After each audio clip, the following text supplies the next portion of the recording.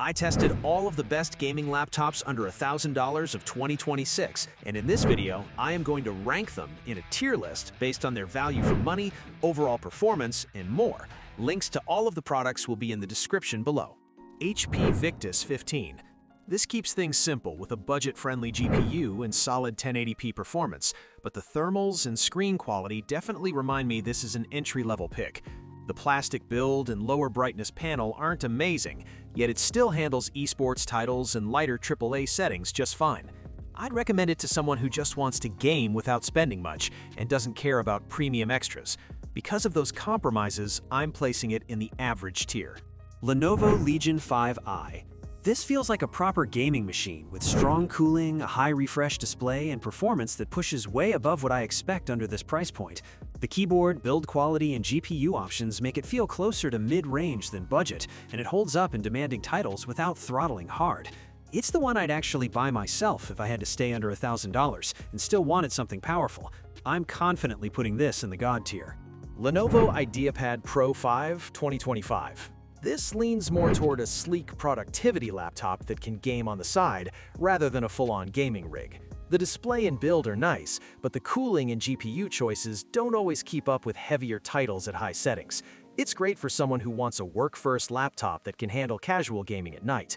Because it's not a dedicated gaming beast, I'm keeping it in the average tier. Acer Nitro 16 gaming laptop. This gives me that classic value-for-money gaming vibe with a bigger chassis, decent thermals, and reliable 1080p or 1440p performance. It's not the most premium build, and the fans can get loud, but I like the upgrade options and strong GPU configurations for the price. It's a great pick for gamers who want solid performance without paying for flashy extras. I'm putting this comfortably in the good tier. MSI Katana 15HX. This one goes hard on raw performance with high wattage CPUs and GPUs that punch well above typical budget laptops.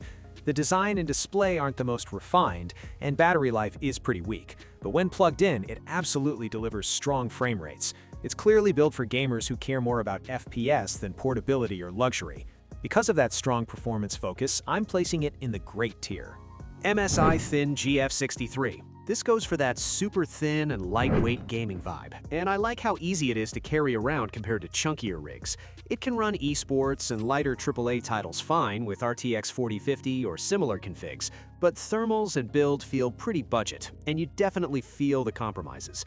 The screen and battery are just okay, and I'd upgrade the RAM immediately if you plan to keep it long-term. For students or super tight budgets, it works, but I'm placing this in the average tier. Acer Nitro ANV 15-52-586Z. This one gives me solid budget gamer energy with strong specs for the price, usually packing RTX 4050 class performance and 144Hz display that handles 1080p gaming smoothly. I like that it balances performance and cooling better than a lot of entry models, and it's actually capable of medium to high settings in modern games. The build is still plasticky and the design isn't premium, but it's reliable and easy to recommend for new gamers. It does the job, but doesn't wow me, so I'm keeping this in the average tier. ASUS TUF Gaming A16. This leans more into raw performance, and I love how strong it feels for the money with high frame rates and demanding games. You get durable construction and solid thermals, which makes long gaming sessions feel way more stable than most budget machines. The display and speakers aren't super premium, but they're totally fine for the price, and the performance is what really sells it. For value-focused gamers who care about FPS over looks, I'm putting this in the good tier. HP Omen Transcend 14. This feels like a step above the usual budget crowd with a more premium design and stronger overall performance.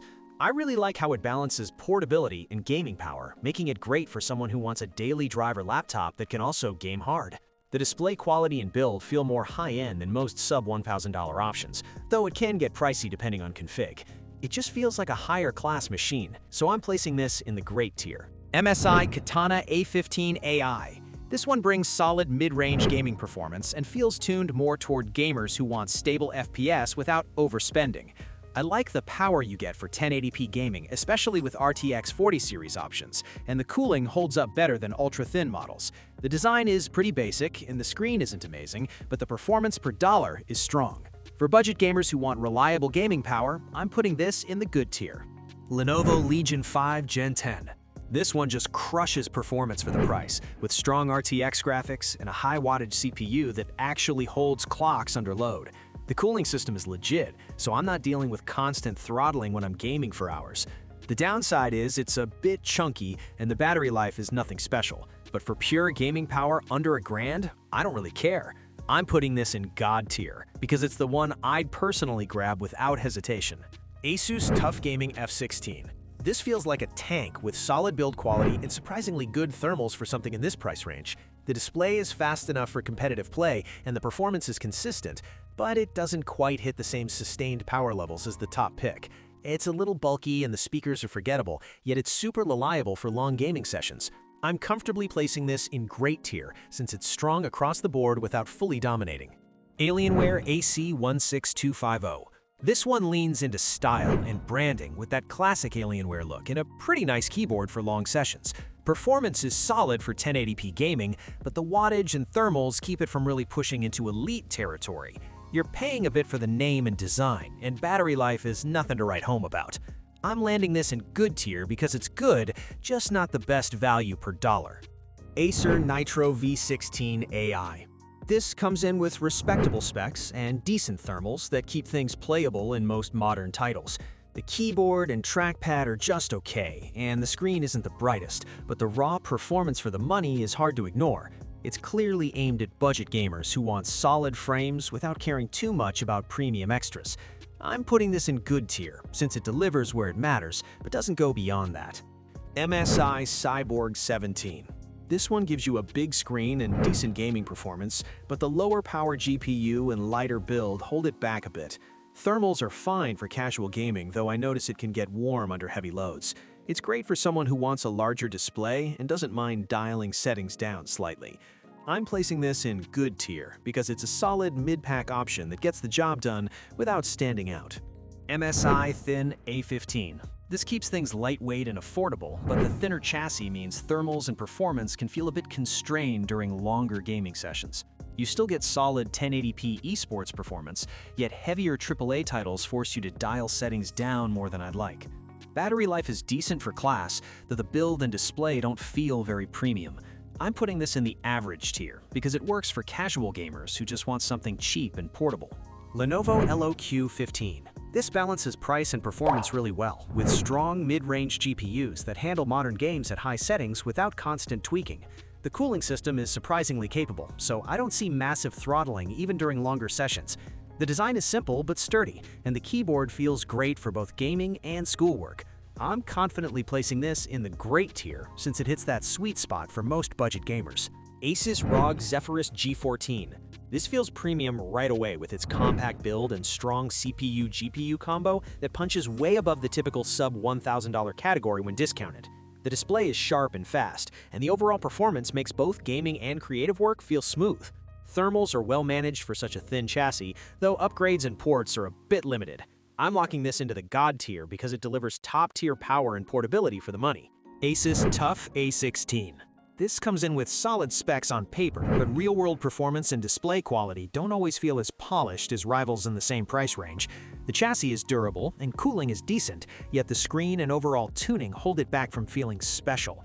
It's still capable of running modern games at respectable settings, just without that wow factor. I'm putting this in the average tier since it's fine but not the one I'd rush to buy. HP Omen 16. This delivers strong gaming performance with reliable thermals, letting me push modern titles without constant frame drops. The display is usually a highlight, with good refresh rates and color, making games and everyday use feel smooth. Build quality feels sturdy, and the keyboard is comfortable for longer sessions. I'm placing this in the great tier because it's a dependable pick for gamers who want power without overspending. Thanks for watching. I hope this video helped you pick the best gaming laptops under $1,000 for you. If you have any questions, drop a comment below. Links to all of these products mentioned in this video will be in the description.